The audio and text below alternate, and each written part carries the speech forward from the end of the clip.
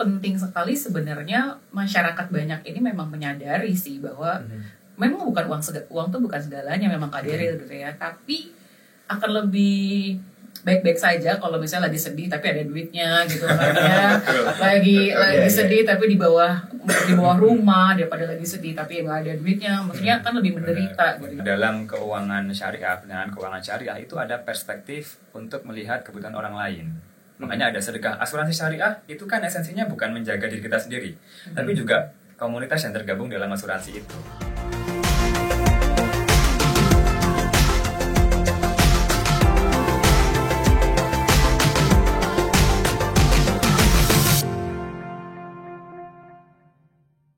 Assalamualaikum Sobat Message. Kadang-kadang hidup itu harus penuh dengan kolaborasi ya. Kolaborasi antara 1, 2, dan juga 3 menimbulkan satu kaum baru, kaum lainnya. Nah, kenapa saya katakan seperti itu? Karena hari ini saya ketemu dengan 2 orang yang betul-betul well known. Dia itu yang satu seorang host juga, kemudian juga seorang coaching juga, coach ya gitu ya. Dan yang satu lagi seorang public figure. Nah, kali ini kita coba lepaskan baju mereka dalam tanda petik ya profesinya, tapi saya yang merajai podcast hari ini. Saya akan langsung menyapa ladies first. Sudah ada enaknya manggilnya apa, Mbak atau Ibu? Mbak aja. Mbak aja ya. Nama lengkap berarti Ida Ayu Dwirani. Betul. Akrab tuh di sana dipanggil Dayu. Assalamualaikum Mbak Dayu. Waalaikumsalam Mas Daryl. Alhamdulillah sehat. Host juga, podcaster juga ya? Iya betul. Coach tapi juga. ya coach juga. Oke, coach bidang apa sih? Aku life coach sebenarnya, tapi itu personal ya, di luar di kehidupan sehari-hari saya sebagai staff dari perusahaan yang saya wakili ya. Oke. Kak Daryl ya, boleh kan Kak Oh, Daryl boleh. Walaupun muka saya udah agak tua, paling saya juga seneng. sama kalau gitu. Tapi lebih aman dipanggilnya Mbak Dayu, mewakili Prudential Syariah. Betul. Thank you waktunya Mbak Dayu. Saya Sama-sama. udah yang ganteng dulu ya. Bener. Mas Gerget kalau Bu Ana, Assalamualaikum. Waalaikumsalam. Masih aktif di dunia entertain? Entertain. Salah nih kayaknya, Enggak. Sama sekali nggak pernah, nggak tertarik atau bagaimana sih? Dulu waktu kecil pernah, karena bapak ibu kan dari seni gitu kan. Oke. Jadi lumayan deket, cuman saya sekarang ke bagian finance saja. Kok bisa sih hijrah begitu tuh gimana? Nah, nanti kita cerita Mas soal itu. Oke, saya ke Mbak Dayu dulu ya. Mbak Dayu, sebelum Mas Gerget kalah cerita tentang sosok kecilnya dia, boleh nggak saya mulai dari sisinya seorang Mbak Dayu? Tertarik di dunia perasuransian, dalam hal ini ada produsen syariah, itu kan bukan ujuk-ujuk langsung ke arah situ ya. Ada perjalanan panjang yang kayaknya tuh ketika mentok, ya terus disemangatin lagi sama orang tua. Kita masuk ke sisi parenting dulu nih Mbak Dayu. Orang tua mengajarkan Mbak Dayu untuk bisa mandiri dan juga disiplin itu saat itu seperti apa? Kalau diingat-ingat sih ya, mungkin zaman dulu tuh beda sama dengan zaman sekarang ya. Mungkin nggak diajarin benar-benar sih Kak Daryl sebenarnya. Cuman artinya kita besar ngelihat orang tua tuh, oh kalau emang udah dewasa atau sudah ya dewasa lah ya, ya sudah harus berjuang sendiri, maksudnya membentuk masa depannya sendiri. Nah itu sih yang mungkin secara personal yang aku lihat, karena mungkin beda tipe keluarga, jadi nggak ada lah yang benar-benar harus gini harus gitu, enggak. Jadi kita cuma belajar dari melihat aja sih Kak Daryl. Melihat dari apa yang sering dilakukan orang tua gitu ya. Jadi seeing is believing itu nggak hanya berlaku untuk statementnya orang-orang properti ya. Betul. Dalam betul. kehidupan parenting pun begitu ya Mbak Dayu. Berapa lama sih orang tua itu memberikan satu kontribusi penting dalam kehidupan Mbak Dayu? Karena kan ada masa di mana anak yang udah masuk ke momentum remaja itu udah mulai lupa dengan omongan orang tua, ketemu dengan 5 orang temannya yang mencerminkan dia sendiri gitu. Nah gimana? Kalau rasanya mungkin dulu tuh pas zamannya waktu kan saya kan tinggal di daerah ya Kak Daryl waktu besarnya gitu. Saya tinggal di Pekanbaru waktu itu. Terus dari kecil sampai SMA tuh di Pekanbaru. Pas di kuliahnya baru di Jakarta. Nah, mungkin pas sejak di Jakarta tinggal terpisah dari orang tua itulah yang mungkin baru ingat-ingat lah ya pesan-pesan dari orang tua gitu ya. Tuh sampai akhirnya ya namanya juga merantau kan ya, kalau ada apa-apa baru dia ingat orang tua, duit ya gitu ya. Simbolnya itu lah ya. Ya gitu sih, paling zaman pendewasaan ya. Itu pas kuliah terus udah mulai cari duit sendiri, kerja. Nah itu dari situ tuh selalu bahagia gak sih dengan yang sekarang Mbak Dayu? Oh harus, karena saya adalah happy life coach gitu ya. Harus bahagia sih, maksudnya orang pada bilang bahagia itu kalau ini, kalau itu segala macam. Buat saya sih bahagia ya emang datang dari diri sendiri. apapun keadaan yang sedang kita alami saat ini gitu ya, karena nggak ada yang bisa bertanggung jawab ke kebahagiaan kita sendiri selain diri kita sendiri. Jadi apapun itu Kak Dery, misalnya lagi begini, lagi begitu ya, bahagia itu harus. Kan bahagia itu berbentuk bersyukur sama Sang Pencipta juga Kak Dery. Berarti bahagia itu dicari atau dirasakan? Dirasakan aja. Dirasakan. Karena sebenarnya ada di dalam diri sendiri aja. Nah, gitu. iya. Joysticknya itu tinggal dipencet aja, mau sedih tinggal pencet, mau bahagia tinggal pencet. Betul. Saya bahagia bisa ketemu dua narsum hari ini. Sama, saya juga bahagia ya. Kita bicara masalah generasi yang berbeda sebenarnya ya. Emang beda banget ya? Saya maksudnya, saya beda dengan narsum ini. Kalau Mas Greget, kalau Buana sendiri, kecilnya tuh di Jakarta? Bukan, aku di Klaten. Oke. Klaten, Solo, Jogja. Gitu. Solo. Sekarang bukan Solo Mas katanya. Apa? Oslo. Norwegia ya. Jadi Iya. dari Solo Oslo gitu. Mas kecilnya gimana sih Mas? Orang tua tuh mendidiknya bagaimana gitu? Sehingga tadi sempat saya nanya, masih berkecimpung di bidang entertainment? Enggak. Tapi dari kecil tuh ada ketertarikan di sana. Orang tua support. Sebenarnya kalau orang tua, memang tadi saya di awal bilang mama itu sebagai dulu pernah penyanyi, keluarganya juga band gitu kan. Kemudian papa saya itu seni rupa, jadi pelukis, rata-rata semuanya seni rupa, saudara-saudaranya gitu. Jadi lekat dengan itu gitu. Nah, ketika kecil memang tidak pernah ada tuntutan harus bisa ini bisa itu. Jadi semua diajarkan. Agama ada, bahkan murotal, qiraah itu ada gitu ya. Seni tari, seni suara, seni musik, seni lukis ada sampai sekarang. Bahkan yang sifatnya eksak atau akademik juga diajarkan. Nah, dari situ itu saya melihatnya orang tua tidak pernah memaksakan kamu harus kesini. Pokoknya kamu mau pinter silahkan. Kalau kamu misalnya mau jadi orang yang nggak pinter juga kamu dengan rugi gitu kan. Jadi kami dibebaskan untuk memilih. Yang penting kamu senang gitu. Pekerjaan juga sampai sekarang ke bawah seperti itu.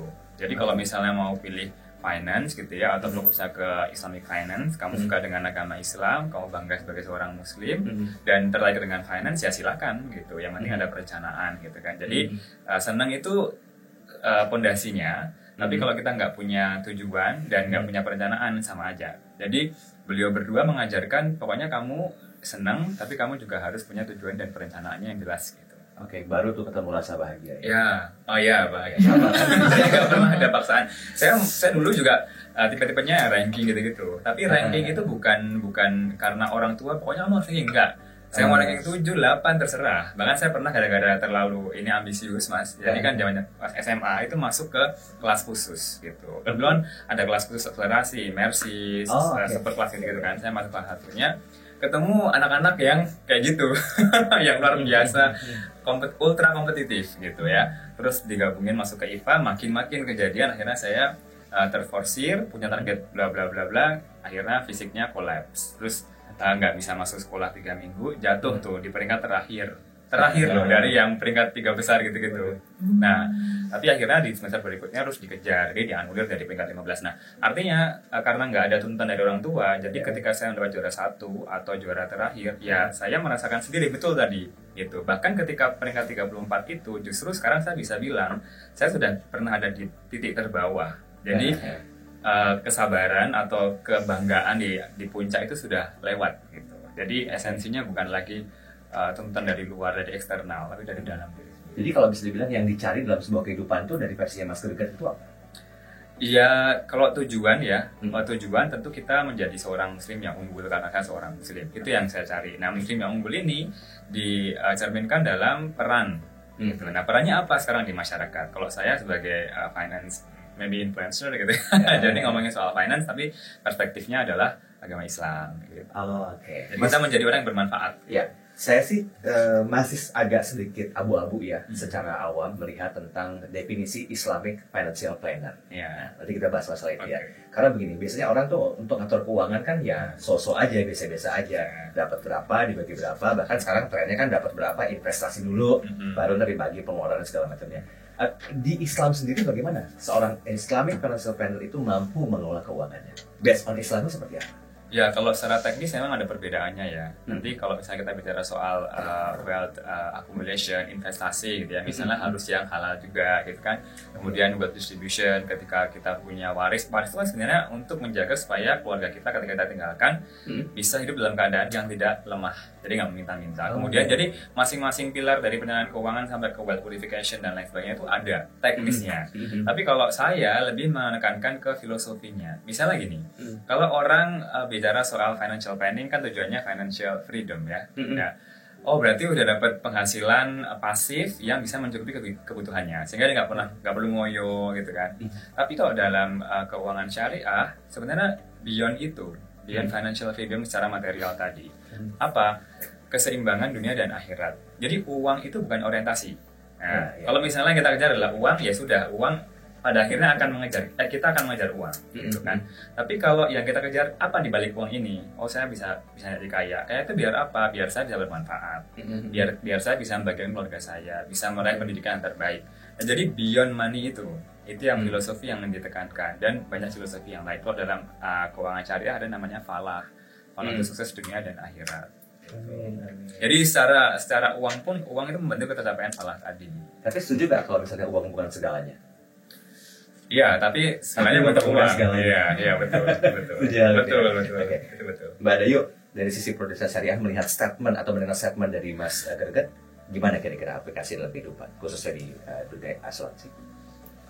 Kalau misalnya dengar Kak Greget tadi sih, aku sih dalam hati tuh kayak berharap ya, semoga banyak generasi muda tuh kayak Kak Greget gitu loh, banyak yang jadi influencer, khususnya untuk yang Islamic financial planning gitu ya, karena kan Kak Daryl dan Kak Greget gitu ya kan, kalau saya di Prudential Indonesia, Prudential Syariah gitu kan, emang aktivitas sehari-harinya memang mayoritasnya mengedukasi para tenaga pemasar Prudential gitu kan. Nah, dalam hal termasuk perencanaan keuangan gitu ya, perencanaan keuangan baik yang syariah ataupun yang non syariah gitu ya. Jadi penting sekali sebenarnya masyarakat banyak ini memang menyadari sih bahwa memang bukan uang tuh bukan segalanya, memang Kak Daryl gitu ya. Tapi akan lebih baik-baik saja kalau misalnya lagi sedih tapi ada duitnya gitu kan ya. lagi sedih tapi di bawah rumah, daripada lagi sedih tapi nggak ada duitnya, maksudnya akan lebih menderita gitu. Jadi memang uang bukan segalanya, tapi segalanya tuh akan lebih nyaman kalau ada uangnya. Jadi memang bukan uangnya dicari, tapi gimana caranya uang itu ada tapi dikelola kali ya Kak Greget gitu ya. Jadi dari saya sisi inilah ya, misalnya profesional di Prudential gitu ya, ya kita sih mendukung sekali nih kalau ada influencer kayak Kak Greget gini tuh makin bersuara banyak, kenceng gitu ya, supaya masyarakat Indonesia juga literasi, nggak cuma asuransi lah ya, karena Prudential kan bukan asuransi, tapi literasi keuangan secara umum aja dulu, ngelola uang gitu ya, maksimal utang gitu berapa, kayak gitu tuh harusnya lebih banyak yang tahu lah. Betul. Saya tertarik membahas masalah pengelolaan keuangan dari sisi Prudential ya. Pos-posnya kan harus dibagi-bagi nih. Idealnya presentasinya berapa sih, Mbak Dayu? Kalau idealnya, nah gimana nih ya? Kalau misalnya intinya kan pada saat pendapatan itu kita terima gitu, yang penting kan memang kan hidup tuh butuh biaya kan. Nah itu tuh ada lah pasti bisa maksimal 50% lah ya. Itu semua biaya hidup lah ya Kak Daryl ya, biaya transportasi segala macem gitu. Terus ada maksimal cicilan atau maksimal utang ya, maksimal itu kalau dari perencanaan keuangan itu, karena saya seorang CFP juga Pak Daryl, maksimal tuh 30, maksimal 35 lah. 35%. Iya, dari pendapatannya. Sisanya yaitu kita bicara, kita nggak cuma hidup hari ini aja kan, kita juga hidup di masa yang akan datang kan. Katakanlah kita sekarang di usia produktif ya, masih 20-an kan ya kita ya. 20-an. Ya berarti, tapi kan hidup itu kan nggak berarti di 20-an. Nanti kan kita menuju 30, 40, 50, 60, di saat udah pendapatan aktifnya sudah tidak ada kan, itu tetap ada, butuh duitnya. Jadi harus ada sih 20%, yaitu 10% tabungan, 10% untuk investasi, ya udahlah 100. Itu udah 100% pendapatan. Jadi emang saya nggak ngomong ini karena udah ideal ya Kak Daryl tapi ada panduannya kan lebih gampang. Oh, kita menuju ke sana gitu. Apalagi kan generasi sekarang kan udah banyak yang mulai hijrah nih, Mbak Dayu ya.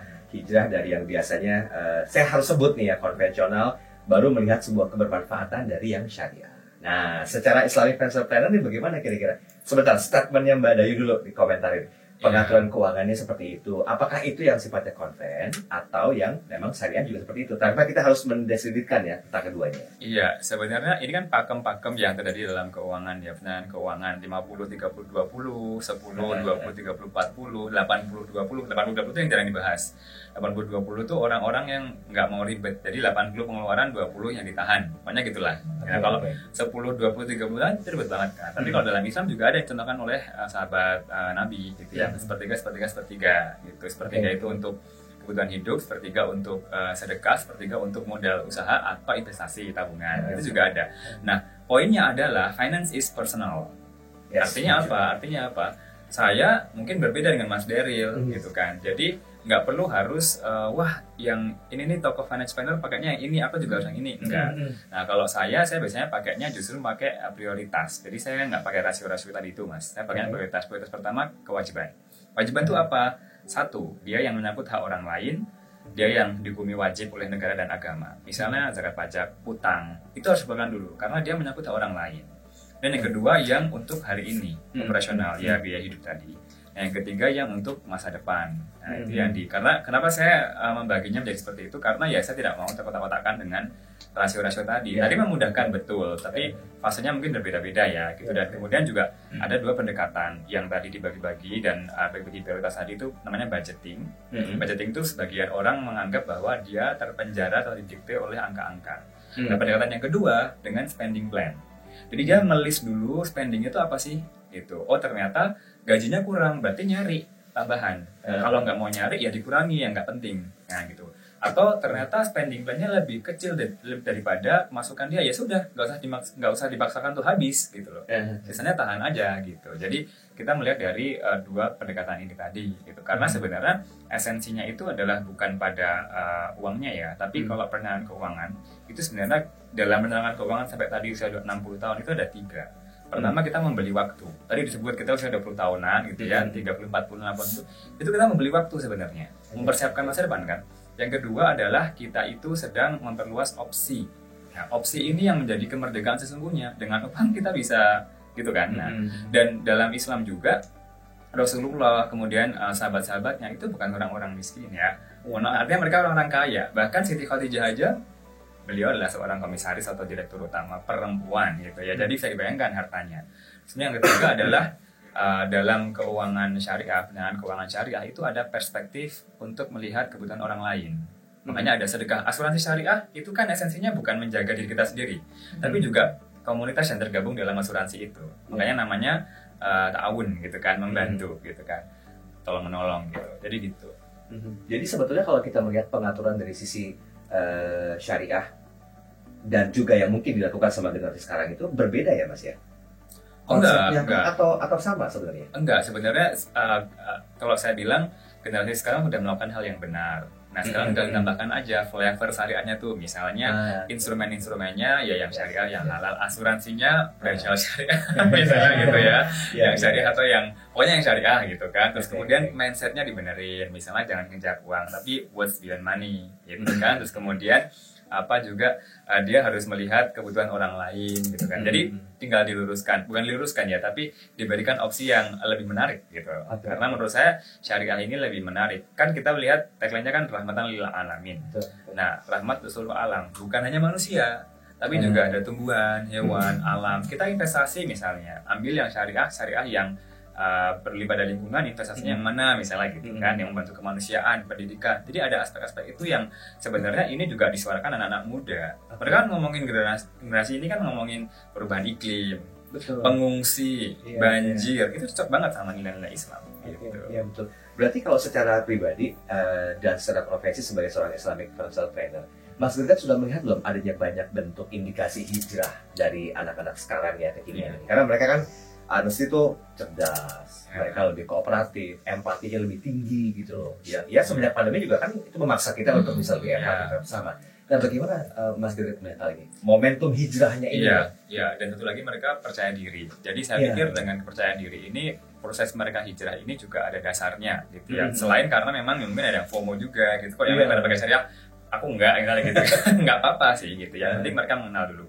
Dan proses ini menurut saya jangan dinyinyirin. Jangan dijulitin, ada juga kan, alah dia cuman packagingnya aja, nggak apa-apa gitu. Proses orang hijrah itu macam-macam dan dengan berbagai cara dari berbagai pintu gitu ya. Jadi nggak apa-apa. Kalau dari keuangan dulu ya monggo, kalau dari fashionnya dulu juga monggo, dari makanannya, pertemanannya silahkan. Jadi ini menurut saya sesuatu yang patut diapresiasi. Gitu ya. Nah ya permasalahannya bagaimana supaya ini bertahan lama. Gitu ya. Jangan cuma FOMO aja ya. Juga sih. Tapi kalau misalnya menjadi sebuah habit dan juga kebudayaan itu kan lebih mengakar ya. Betul. Saya mau ke Mbak Dayu. Menangkap potensi ini prudential syariah itu melakukan apa? Oke, jadi pertama sih emang kita melihat ya, maksudnya saya melihatnya dari kacamata saya sendiri ya, memang ada di Prudential. Artinya Prudential itu kan di Indonesia kan sudah cukup lama ya. Tahun ini tuh Prudential Indonesia itu tahun ke-28 gitu ya. Tapi sebenarnya dari 2007 sendiri kita sudah ada tuh layanan produk yang memang fokus ke syariah gitu ya. Okay. Nah, artinya sebenarnya secara perusahaan saya juga melihat bahwa perusahaan ini menangkap kok potensi bahwa makin banyak masyarakat yang memang sudah tertarik gitu ya, yang sudah sadar bahwa kayaknya syariah layak nih kita pilih gitu kan ya, layak kita jadikan pilihan pertama gitu. Jadi kalau misalnya dari si perusahaan di tempat saya gitu ya, artinya sampai pada saat tentunya menangkap sampai pada saat di 2022 lalu nih Kak Daryl, akhirnya Prudential kan memisahkan diri tuh, jadi kita menjadi dua entitas yang berbeda. Ada Prudential yang life assurance yang memang sudah dari 95 sudah ada, dan ada Prudential Syariah Life Assurance sekarang yang memang fokus di syariah. Nah itu menurut saya sih salah satu bentuk Prudential juga menangkap potensi, makin banyak nih potensi pasar syariah, khususnya industri keuangan ya, industri keuangan syariah. Nah, saya melihat ini sih secara optimis bahwa masyarakat Indonesia yang mayoritasnya adalah Muslim, artinya mestinya bisa berjalan berbarengan lah dengan adanya Prudential di Indonesia, Prudential Syariah khusus. Sedikit saya mau nangkap segmennya Mas Gagar tadi tentang istilah FOMO ya. Ya betul juga sih, ya kita nggak bisa juga bilang, lu sekedar FOMO aja, ikut-ikutan segala macam, enggak. Tapi kan momentum itu kan kita ke pasar, khususnya di Prudential Syariah. Ada satu program nggak kira-kira agar menjadikan FOMO itu tidak hanya sebagai sebuah semata-mata ikutan yuk gitu, tapi tanpa adanya proses atau program berkelanjutannya. Nah, Prudential melihat hal itu apakah sebagai sebuah peluang atau ya biasa aja, dan juga balik lagi ke yang lama. Ada cara nggak kira-kira? Kalau saya sih ngelihatnya kayaknya mungkin perusahaan kita bukan itulah ya, bukan yang nangkep yang FOMO itu gitu. Tapi kita benar-benar pada saat kita memutuskan akhirnya memang mengambil pasar syariah atau mau menangkap pasar syariah, kita tuh mungkin jangka panjang kali ya. Mungkin kalau misalnya mau dari yang Kak Gagat bilang itu, kita bukan hanya lihat hari ininya aja gitu ya. Maksudnya kan kita juga pada saat memang kita mau menerapkan nilai-nilai syariah, tentunya kita itu mikirnya bukan hanya hari ini aja, kita buat masyarakat Indonesia gimana supaya sejahtera juga dari segi keuangan, ya dengan cara yang benar, ya dengan cara yang syariah gitu ya. Dan nggak cuman singkat lah ya, mungkin kalau misalnya sederhananya gini, nggak cuman karena FOMO sih pasti kita begitu, tapi ini tuh jauh di balik itu lah. Mungkin kalau misalnya meminjam kata Kak Gagat tadi, what's beyond FOMO inilah sebenarnya apapun yang dilakukan oleh perusahaan itu rasanya sih bukan karena FOMO-nya, tapi setelah itu kita pengen sustain jangka panjang gitu loh Kak Daryl, khususnya di Indonesia. Ini sebenarnya kehadiran dua narasumber saya ini, Sobat Baca, itu sebagai sebuah bentuk simbiosis mutualis ya. Jadi saling menguntungkan gitu. Dalam arti begini, di satu sisi institusi memberikan program, kesempatan, bahasanya itu paket-paket yang khusus lah ya untuk menjaring generasi kekinian yang sudah mulai pindah ke generasi muamalah. Dan tugas berat juga untuk Mas Gagat selaku influencer, nggak apa-apa ya saya bilang ya. Boleh. Dan juga Islamic Transfer Planner. Ini kan bentuk edukasinya kan harus bisa menjangkau ke bawah gitu. Bentuk edukasi seperti apa Mas yang sudah dilakukan sampai dengan saat ini? Perkembangannya ada nggak? Ya, ini menyambung jawaban sebelumnya ya. Jadi kan kalau saya sebagai orang luar gitu kan melihat Prudential Syariah, sebenarnya Prudential Syariah sudah melakukan upaya-upaya supaya kita tidak hanya FOMO gitu dengan cara literasi tadi, misalnya literasi keuangan sekarang hari ini juga gitu kan. Nah, artinya apa? Ini menjawab juga isu yang kita hadapi selama ini. Literasi keuangan masih rendah, keuangan syariah masih rendah gitu. Jadi dari 100 orang yang paham keuangan syariah itu hanya 9%. Gitu. 9 orang. Nah, kalau yang paham ziswa, zakat, infak, sedekah, wakaf itu 16 orang. Ini 2 laporan yang berbeda. Nah, artinya apa? Memang harus ditingkatkan dulu literasinya. Baru mereka kalau sudah paham, ngerti gitu. Oh, saya pakai ini gitu ya, itu bukan gara-gara saya FOMO, tapi memang karena saya paham gitu. Jadi literasi itu harus ditingkatkan sehingga kemudian mereka secara sadar gitu ya, dan dengan penuh tujuan gitu memilih keuangan syariah gitu. Nah, yang kedua, sebenarnya trennya sekarang itu adalah ada ketertarikan orang untuk beragama. Ini laporan secara internasional gitu. Nah itu bisa dicari di Google. Jadi ada kenaikan ketertarikan orang untuk beragama. Makanya kita lihat di Indonesia misalnya ya, apa-apa sedikit-sedikit halal gitu ya, sedikit-sedikit harus halal. Misalnya kulkas syariah, kulkas halal kan ada kalau nggak salah ya, kosmetik, makanan, semuanya gitu, semuanya. Karena masyarakat memang sekarang menuju ke sana gitu. Mereka pengen kehidupan mereka itu ya bisa diterima sesuai dengan agama yang mereka yakini gitu. Dan ternyata yang menarik adalah nilai-nilai Islam ini dalam keuangan, dalam hal yang lain-lain, pariwisata misalnya, itu tidak hanya diminati oleh orang Islam. Nah, itu yang menarik. Artinya apa? Demand-nya itu juga ternyata tidak hanya 2 miliar orang Islam saja, tapi di luar itu juga ada yang tertarik gitu. Makanya industri menangkap sekali ini gitu, dan mereka bisa memperluas itu sebenarnya. Kalau dikatakan tadi tingkat literasinya masih terbilang rendah, ini kan agak miris ya sebetulnya dengan jumlah populasi penduduk Muslim Indonesia yang begitu besar gitu ya. Mas, ada nggak satu bentuk aktivitas atau mungkin juga kegiatan yang rutin dilakukan agar dengan populasi yang sedemikian luar biasa itu bisa ditangkap momentumnya, menyadari tentang keutamaan syariah dan dijadikan itu sebagai sebuah budaya? Ngebentuk patternnya itu bagaimana? Banyak sih sebenarnya, terutama literasi dalam hal yang lebih informal ya, melalui podcast atau melalui konten dan lain sebagainya. Tapi menurut saya juga perlu satu strategi yang sistematis gitu. Misalnya memperkenalkan keuangan syariah bukan levelnya dari kuliah gitu. Karena selama ini kan mata kuliah atau pilihan studi, program studi ekonomi keuangan syariah itu adanya di kuliah. Kemarin kalau nggak salah ada Provinsi Riau kalau nggak salah itu yang punya mata pelajaran SMA untuk ekonomi Islam atau ekonomi syariah. Kalau nggak salah ya mungkin Riau gitu. Nah, kalau itu dikenalkan sejak SD, SMP, SMA, ketika kita masih dalam tahap belajar kita jadi ngerti, oh ada pilihan A, B, C, D, E, F, G. Sehingga tahap kuliah atau S2 atau S3 itu sudah dalam inovasi, mengembangkan. Jadi bukan lagi mempelajari, mengenal gitu. Nah, makanya menurut saya ya tadi ketika sudah SD, SMP, SMA sudah tahu, nanti ke depannya mereka tinggal memilih dan lebih berkembang lagi. Sehingga yang dikembangkan tuh literasi naik, gitu ya, SDM-nya juga ngerti banget. Tadi yang saya bilang kenapa siswa 16% sedangkan yang keuangan syariah hanya 9%. Karena siswa ini kan kita diajarin sejak kecil, ajarin sedekah, wakaf, zakat. Kita kecil diajarin nggak nabung di bank syariah, enggak. Kecuali yang generasi sekarang ya generasi milenial sama generasi Z udah orang tuanya udah ngerti diarahkan ke sana. Tapi kan dulu enggak gitu. Apalagi ada yang di daerah pelosok, kita di perkotaan gitu ya, itu juga berbeda kan. Gitu. Ini industrinya agak berat juga PR-nya sebetulnya ya. Untuk masuk ke dalam satu lingkup atau komunitas yang benar-benar mengerti kan agak sulit juga ya Mbak Daya. Dalam artian begini, kalau orang tuanya totally muslim, mereka kan akan mengajarkan anaknya untuk sedekah, beramal, berbuat kebaikan, dan lama-lama juga akan memahami dan memberikan edukasi kepada putra-putrinya tentang keuangan syariah. Yang bagusnya begini loh, nabung seperti ini, segala macam seperti ini. Ada nggak satu program yang mungkin bisa disampaikan sebagai sebuah bentuk aktivitas sejak dini dari Prudential Syariah sendiri?